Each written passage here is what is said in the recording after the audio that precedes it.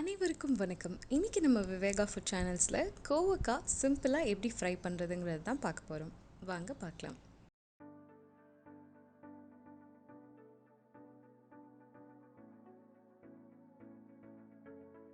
நான் இன்றைக்கி 1/4 கிலோ கோவக்காய் எடுத்திருக்கேன்.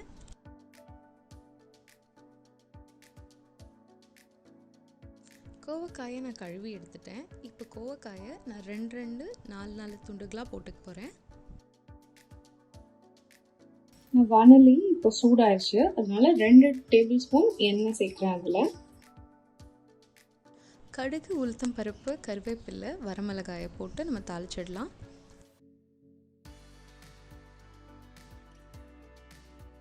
இப்போ கோவக்காயை சேர்த்துக்குவோம்.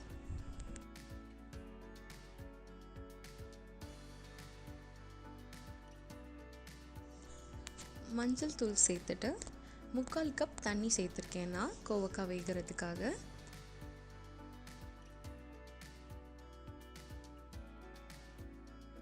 தேவைக்கேற்ப உப்பு. தண்ணி சேர்த்துட்டு கோவக்காயை ஒரு 5 நிமிஷம் வேக வச்சுக்கலாம். மிளகாய் தூளையும் கொத்தமல்லி தூளையும் இப்போ சேர்த்துடலாம். கோவக்காய் நல்லா ப்ரௌன் ஆகுற வரைக்கும் வறுத்துடுங்க. கோவக்காய் இப்போ நல்லாவே குக் ஆகிடுச்சு. நம்ம ஸ்டவ் ஆஃப் பண்ணிவிட்டு ப்ளேட் பண்ணிக்கலாம்.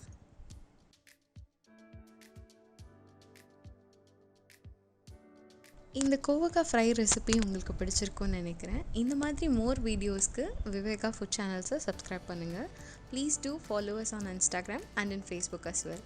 Thank you for watching.